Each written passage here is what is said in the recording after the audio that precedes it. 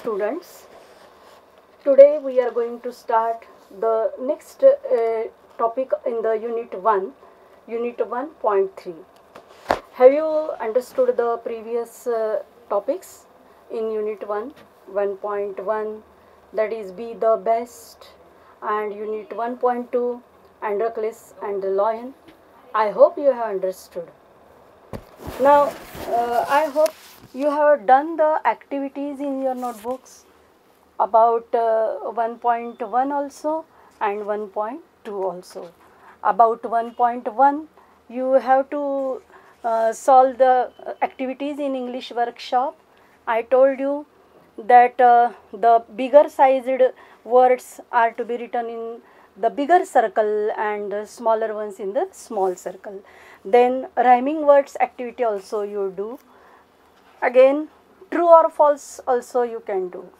Then 1.2 Androcles and the lion, you will do English workshop activities, that is match the phrases in column A with the meanings in column B. You definitely write down in the notebooks so that you will understand whatever lessons teaching you have learned here through cable TV videos. So you can understand it better when you will write down. Okay. Now these antonyms also I have told you to do. Again, language study also we have seen in our previous period, that is auxiliary verbs. I hope you have done. If not, you just start your studies about English and you make a notebook and write down properly. Now today we are going to start the next topic in the unit first, that is 1.3. Trees are the kindest things I know. Trees are the kindest things I know. I have written here the name of the poem. Unit 1.3. Trees are the kindest things I know. Trees, all of you know trees very well. आपल्याला सगळ्यांना माहिती आहे की पर्यावरण संरक्षणाच्या दृष्टीने आणि आपल्या जीवनाच्याच संरक्षणाच्या दृष्टीने खरं म्हणजे झाडे लावा, झाडे जगवा हे किती महत्त्वाचं आहे. Plant trees, grow trees. This is the tree plantation very very important for our life today, because all of you know, ज्याला आपल्याला माहिती आहे की प्रदूषण जे आहे ते खूप वाढत आहे, त्यामुळे आपल्याला झाडे लावा, झाडे जगवा याच्याशिवाय पर्यायच नाही आहे. Because why it is so and what is the name? Trees are the kindest thing. What is mean by kindest? Kindest याचा अर्थ काय? Loveliest, or we can say helpful. They provide what do trees provide us? We will see in this poem, but so many things that trees provide us, that they are the kindest. We can say they are always ready to help us, isn't it? So we will see in the poem how trees are the kindest to birds, animals and mankind. Okay, now before starting the poem, we will see the warming up activities. Okay, just see in your textbook warming up activities, page number 12. Now chit chat activity first. First activity we will see, what gifts do trees give to mankind? Now you just try to tell or think in your mind, what gifts do trees give to mankind? Gifts म्हणजे काय? आपण त्याला म्हणतो भेट वस्तू. आपण वाढदिवसाला जसं देतो एकमेकांना, त्या पद्धतीने कोणते गिफ्ट्स आपल्याला ट्रीज देतात सांगा बघू. Try to tell. Yes, you can easily tell us. Fruits, isn't it? Flowers, again wood. Then what can we say?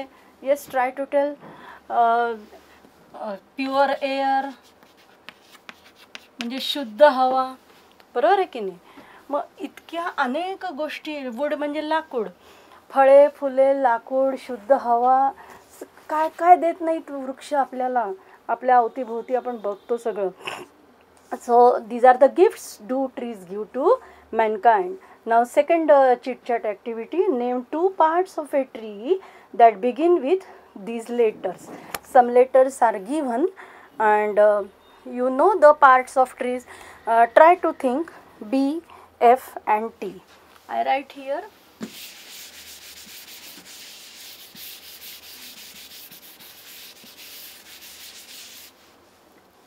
C, B. And of course the name of the poet is also given on page number 13, Harry Bain. That we will see when we will read the poem. But before reading, warming up activity. We are just thinking about warming up. Okay. So try to tell two parts of a tree that begin with these letters. That is B. Yes. Try to tell which word will start from B and which are the parts of a tree. Any part. You can say branches, isn't it? Branches. And there is one word which has come in the poem, that is boughs. Boughs म्हणजेच आपण त्याला काय म्हणतो, झाडाच्या फांद्या, बरोबर. Then again one more word starts from B. Who can tell? Try to think. It should be the part of a tree, isn't it? So bark.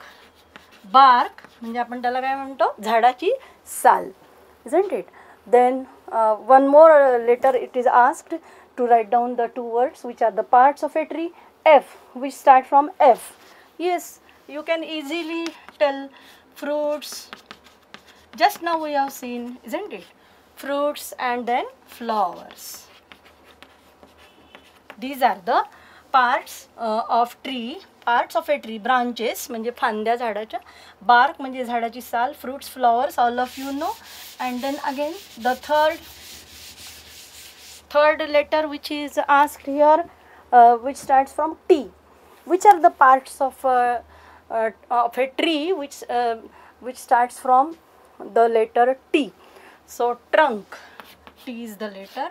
Trunk. Trunk म्हणजे काय, झाडाचं खोड त्याला आपण म्हणतो, वृक्षाचं खोड. आणखीन अजून एक कोणता सांगता येईल टी पासून स्टार्ट होणारा? Tree top, right. Tree top म्हणजे झाडाचा शेंडा म्हणतो आपण, शेंडावरती पक्षी बसतो झाडाच्या, isn't it? So these are the, just to make you remember the various parts of a tree. पण इथे जेवढे शब्द दिलेले ज्या लेटरपासून तयार होणारे तेवढेच पार्ट्स आहेत का झाडाचे? नाही. Roots, the part of root is there, म्हणजे झाडाच्या अनेक भाग आहेत. लिव्ज आर देअर, लिव्ज म्हणजे पाने. नंतर रूट म्हणजे मुळे, झाड जमिनीच्या खाली असणार. म्हणजे हे झाडाचे अनेक अवयव आहेत किंवा पार्ट्स आहेत ते आपल्याला माहिती आहे. इथे तुम्हाला जस्ट तुम्ही किती सांगू शकता या लेटरपासून स्टार्ट होणार ते दिलेलं आहे. Then another activity is B activity, warming up. In most countries in northern hemisphere there are 4 seasons: spring, summer, autumn and winter. आता इथे नॉर्दर्न हेमिस्फियर म्हणजे उत्तर गोलार्ध.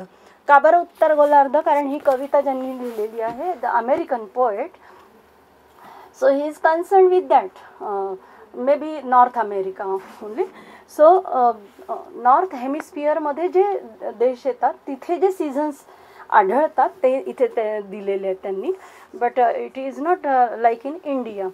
Somewhat difference is there. म्हणजे आपण त्याला ऋतू म्हणतो, सीझन्स म्हणजे ऋतू.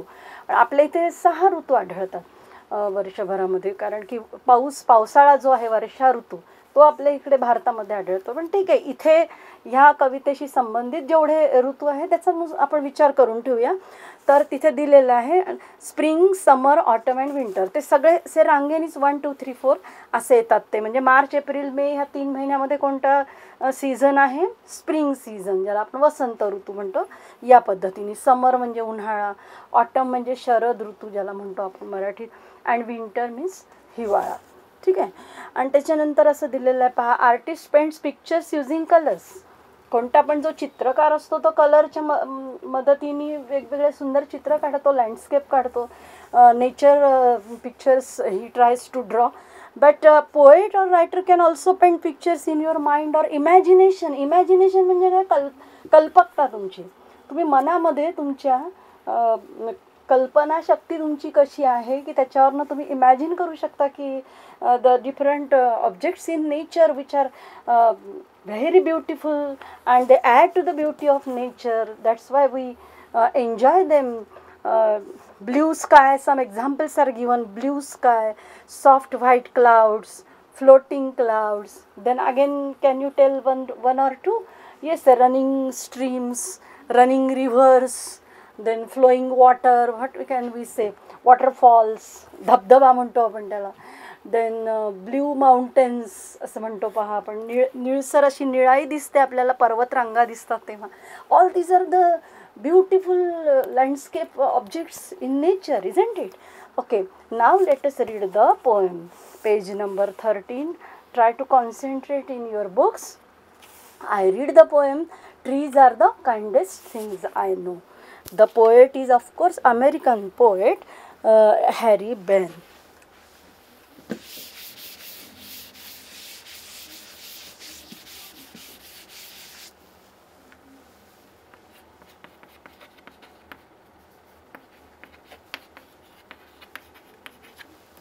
American poet. I read the poem.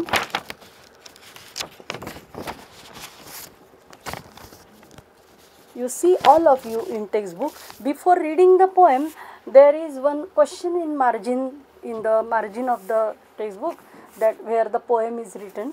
What is that question? How do trees serve birds and animals? How do trees serve birds and animals? Sir, trees sir म्हणजे काय? आपण त्याला काय म्हणतो? हेल्प, काइंड हेल्प, सेवा करणे. To birds animals, and one more we will add because that second question is given there in the margin, that is mankind, human being, that is written here, human being. म्हणजे माणसांना, प्राण्यांना आणि पक्ष्यांना झाडं काय काय मदत करतात, काय काय वरदान देतात, गिफ्ट देतात, भेट देतात, हे आपल्याला ह्या पोएममधनं लक्षात घ्यायचं आहे. You have to learn the poem. I read now. Are you ready? Just see in the books and try to think and just see the pictures also here. They are shown. Trees are the kindest things I know. They do not harm, they simply grow and spread a shade for sleepy cows and gather birds among their boughs. They give us fruit in leaves above and wood to make our houses of, and leaves to burn on Halloween, and in the spring new birds of green. 4 stanzas, each stanza of 2 lines I have just read. Let us read the complete poem. Next 4 stanzas I am going to read. Just listen. They are the first when day has begun to touch the beams of morning sun. They are the last to hold the light when evening changes into night. And when a moon floats in the sky, they hum a drowsy lullaby of sleepy children long ago. Trees are the kindest things I know. See the last line, which is the name of the poem also. The title of the poem. Trees are the kindest things I know. First line is also there. The title of the poem is also the same. And the last line is also same. Means the poet wants to stress the point that the trees are the kindest things I know. Kindest, very lovely, very helpful, very cooperative, whatever. ज्याला आपण काय म्हणतो, वरदान आहेत वृक्ष. म्हणजे आपण नाही का म्हणत, तुम्हाला वृक्षांवरची बरीच गाणी माहिती असतील कदाचित. आपण नेहमी जे परिचित आहे आपल्याला जो अभंग, तो कोणता आहे? वृक्षवल्ली आम्हा सोयरी वनचरे, बरोबर आहे की नाही? तर झाडे म्हणजे आपलं खरं जीवनच आहे. म्हणजे झाडांमुळे काय काय होतं बघा. मी तुम्हाला मगाशी पण सांगण्याचा प्रयत्न केला की कोणते gifts from trees to Mankind आपण बघूया. मी तुम्हाला इन जनरल आयडिया दिली होती, पण ॲक्च्युअल बघूया की गिफ्ट्स फ्रॉम ट्रीज, तेच आत्ता आपल्याला वाचल्यानंतर कळलेलं आहे. ते मी इथे लिहिते आता.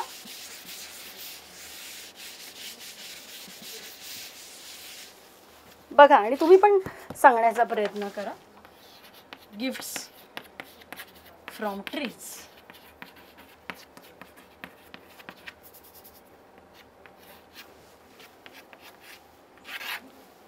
कोणते कोणते गिफ्ट्स आपल्याला मिळतात सांगा बघू. 1 1 2 then 3 then 4, isn't it?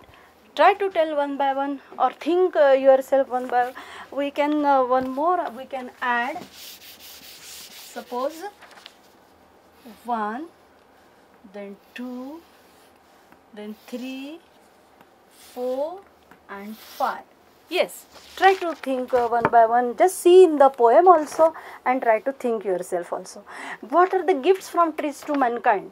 मनुष्याला किंवा मानव जातीला झाडांनी वृक्षांनी कोणत्या कोणत्या भेटी दिलेल्या आहे किंवा कोणतं वरदान दिलेलं आहे बघा, कोणत्या स्वरूपामध्ये. तर मग आपल्याला सर्वात महत्त्वाचं काय म्हणावं लागेल, ब्रेथ ऑफ लाईफ. ब्रेथ म्हणजे काय, श्वास. श्वास म्हणजे आपल्याला शुद्ध हवा मिळते ना, ऑक्सिजन मिळतो, वृक्ष ऑक्सिजन देतात, बरोबर आहे. Breath of life which is very important. Then secondly we can say yes bring rain. पाऊस कोणामुळे पडतो, वृक्षांमुळे, जंगलांमुळे, वृक्षांमुळे बाष्पयुक्त ढग अडतात आणि पाऊस पडतो. जिथे जास्त जंगल असेल तिथे जास्त पाऊस पडतो, आपल्याला माहिती आहे. नंतर thirdly balance of nature. Here balance of nature. Balance संतुलन म्हणतो ना आपण, बॅलन्स ऑफ नेचर. नेचर म्हणजे निसर्ग, निसर्गाचं संतुलन, ज्यालाच आपण एन्व्हायरमेंट असं सुद्धा म्हणू शकू. बॅलन्स ऑफ एन्व्हायरमेंट, पर्यावरणाचं संतुलन किंवा निसर्गाचं संतुलन हे वृक्ष करत असतात. की जे काय प्रदूषित हवा असेल, कार्बन डायऑक्साईड वायू असेल किंवा दूषित वायू असतील ते वृक्ष आतमध्ये ओढतात आणि शुद्ध हवा किंवा ऑक्सिजन बाहेर टाकतात, जो की आपल्याला सर्व प्राणीमात्रांना आवश्यक आहे. Then what do trees give to us, how they are kind to us. Then they give shelter. Give shelter we can say. आपल्याला निवारा देतात राहायला. कसं काय बरं, सगळेच काही प्राणी झाडाखाली जाऊन राहतात असा अर्थ नाही घ्यायचा. मनकाइंडला कसं काही गिफ्ट्स वाटू शकतं हे गिव्ह शेल्टर म्हणजे. तर वूड, मी मगाशी सांगितलं तुम्हाला, वूड म्हणजे लाकूड. तर लाकूड ते वृक्षांपासून आपल्याला मिळतं की जे आपल्याला फॉर बिल्डिंग पर्पजेस म्हणजे बांधकाम, इमारती बांधकामासाठी जे आपण लाकूड वापरतो ते आपल्याला कोणापासून मिळतं, trees. Gifts from the wood is the gift from trees, isn't it, which is very important. Otherwise आपण कसे राहिलो असतो, बांधकामासाठी लाकूडच मिळालं नसतं आपल्याला तर. Yes. And then the last one we can say flowers and fruits that we have seen. Of course flowers and fruits, isn't it? So you are very much familiar with these things actually. Breath of life, bring rain, balance of nature, give shelter, flowers and fruits. These are the gifts of trees given to mankind by trees, of course. But some gifts are written here in your poem. आणि आपण आता ती वाचली तर तुम्हाला काहीतरी लक्षात आलेलं असेल बघा. And it is very very easy. Only some new words are there to understand.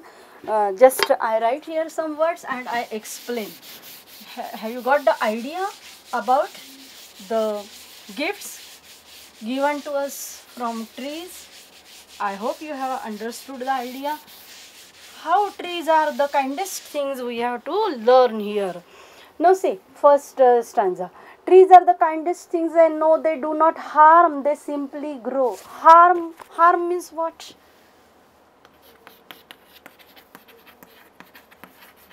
Harm, hurt, ज्याला आपण दुखापत करणे म्हणतो, इजा करणे म्हणतो.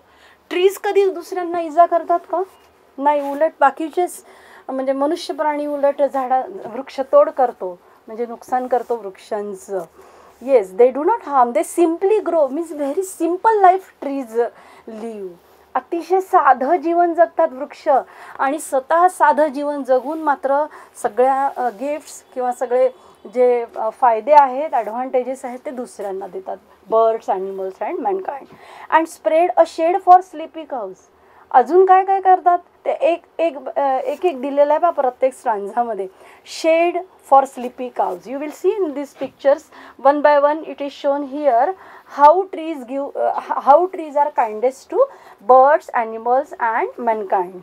Sleepy cows असे ज्याला आपण म्हणतो ना गुंगी आलेल्या, झोप आलेली अशा गायी कुठे विश्रांती घेतात? Under the shade of, in the shade of the trees. Under the trees they sit and take rest. Then gather birds among their birds. Birds मगाशी सांगितलं मी तुम्हाला, बर्ड्स म्हणजे फांद्या, झाडाच्या फांद्या. Yes, branches. One more word we have seen, branches. झाडाच्या फांद्यांवरती काय कोण बसतात जास्ती? They gather, trees gather birds. पक्षी घरटे बनवतात आणि तिथे रेस्ट घेतात झाडांच्या ब्रांचेसवरती. त्यानंतर they give us fruit in leaves above and wood to make our houses of. मी just now I told you की माणसाला लाकूड दिलं जातं, फ्रूट्स, फ्लॉवर्स, लीव्ज, सगळ्या गोष्टी वृक्षांपासून मनकाइंडला मिळतात. म्हणजे ह्या 3 गोष्टी तुम्हाला कळल्या. For birds, for cows, for human beings. Then the 4th stanza, चौथा जे कडवं आहे ते बघा. And leaves to burn on Halloween and in the spring new birds of green. New birds of green. Now this Halloween is the festival in autumn in western countries. पाश्चिमात्य देशांमधला एक सण आहे की ज्या दिवशी पानं जाळली जातात. तो ऑटम सीझन असतो, शरद ऋतू असतो.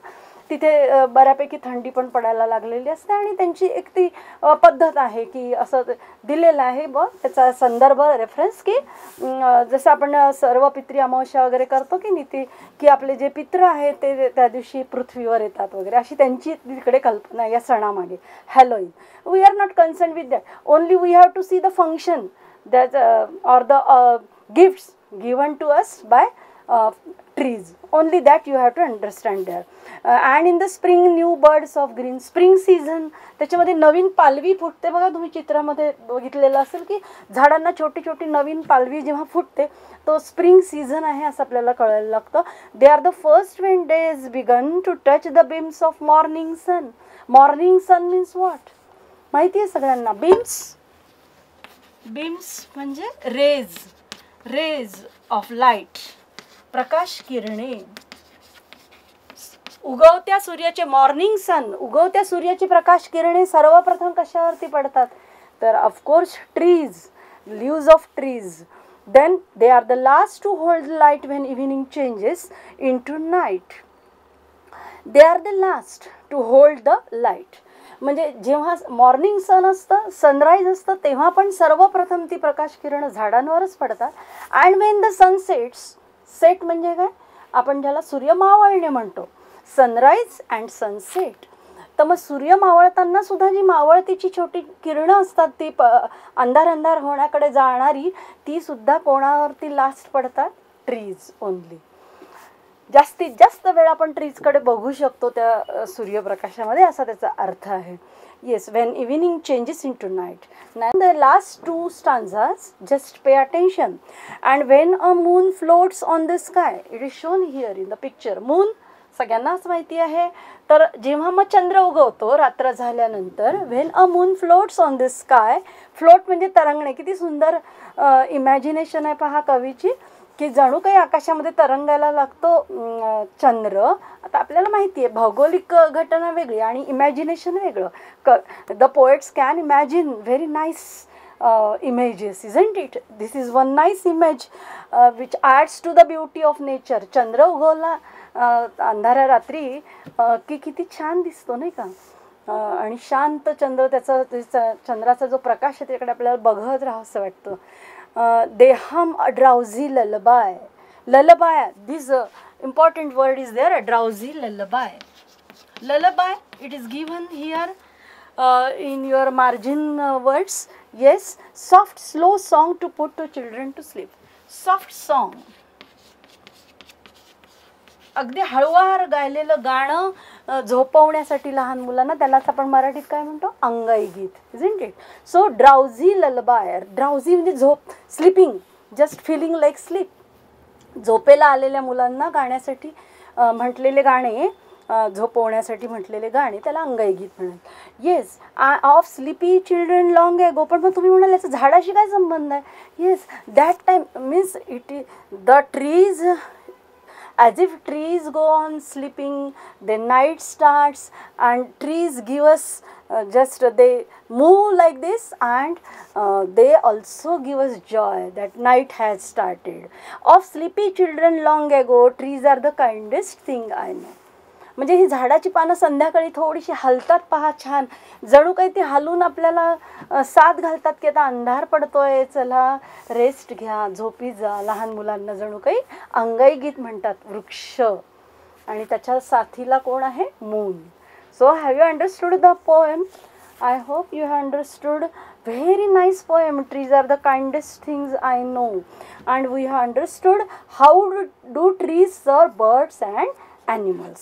Now warming up activities you will write down, and then you will read the poem properly.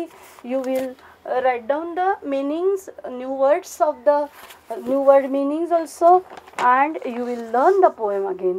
And in the next period we will see English workshop, the activities in English workshop. Okay, let us stop here. Learn the poem at home.